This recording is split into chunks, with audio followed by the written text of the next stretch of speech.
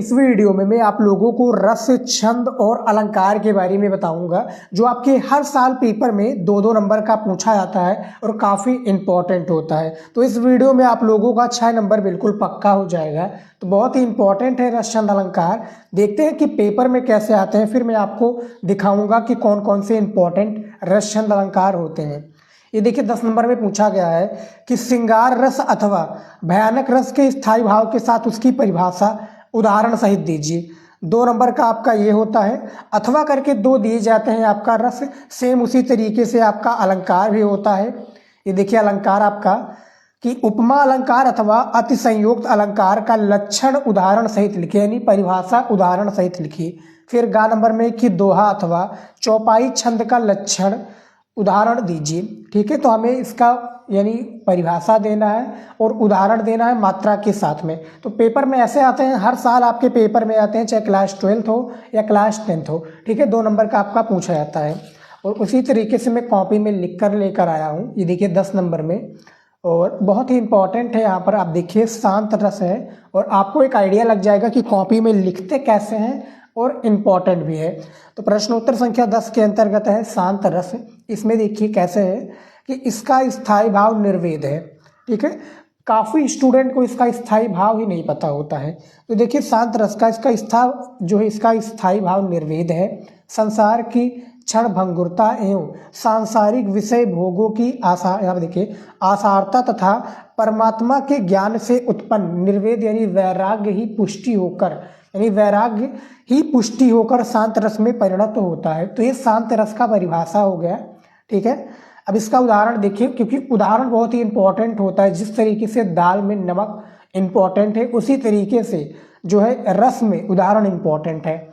अब यहाँ पर देखिए उदाहरण में क्या दिया हुआ है, काले पेन से लिखिएगा और आप लोग देख सकते हैं कि इसमें गैप है।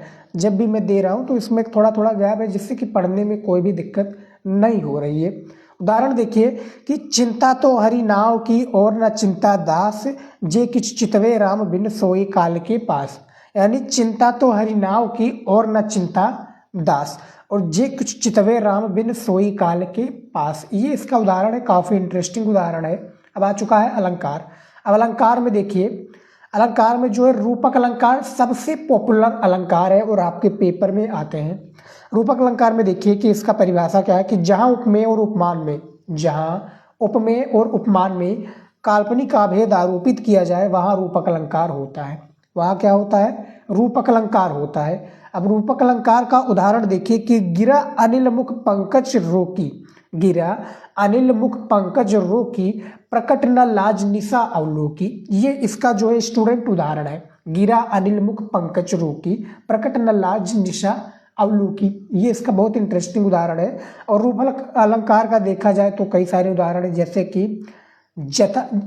कि उदत उदगरी मंच पर रघुवर वाल पतंग और बिकसे संत सरोज सब हर्षे लोचन भ्रंग। एक और है चरण कमल बंधु हर राय। तो कई सारे उदाहरण हैं और मैंने क्लास 9th में याद किया था, अभी तक मुझे याद है और आप लोगों को भी मैं आपको ऐसे ही याद करा रहा हूँ। अब देखिए आपका आ चुका है छंद। छंद में देखिए दोहा छंद के बारे में मैं आपको बताऊंगा। इसमें देखिए दोहे के, जैसे कि इसमें पेपर में भी दिया हुआ है, दोहा और चौपाई पूछा था, लेकिन मैं दोहा के बारे में बताऊंगा।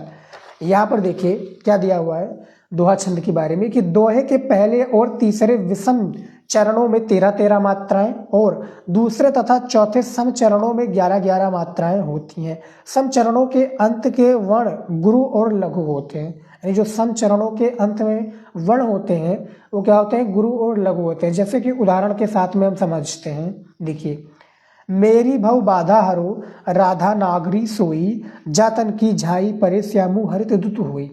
श्यामू हरित दुत हुई, तो ये आपका दिया हुआ है। अब इसमें देखिए जो मेरी यानी ये जो एस करके दिया हुआ है ना स्टूडेंट, ये 2-2 है। अब इसमें आप लोग देखिए 13-13 मात्राएं होती हैं पहले, और देखिए इसमें दोहे के पहले और तीसरे चरण में, तो ये पहला है ये तीसरा है। तो 2-2 4, 4 1 5 6 7 8 9 10 11 और 2 13, ये 13 हो गया। अब इसमें देखिए तीसरे वाले में देख लेते हैं। 2-2 4 2 6 2 8 2 10 10 और 3 13, इसमें भी सही है। और सम चरणों में 11-11 मात्राएं। तो एस वाला 2-2 मात्रा है और जो 1-1 वाला है ये केवल 1 है। तो 2-2 4 2 6 2 8 8 3 11, इसमें भी सही है।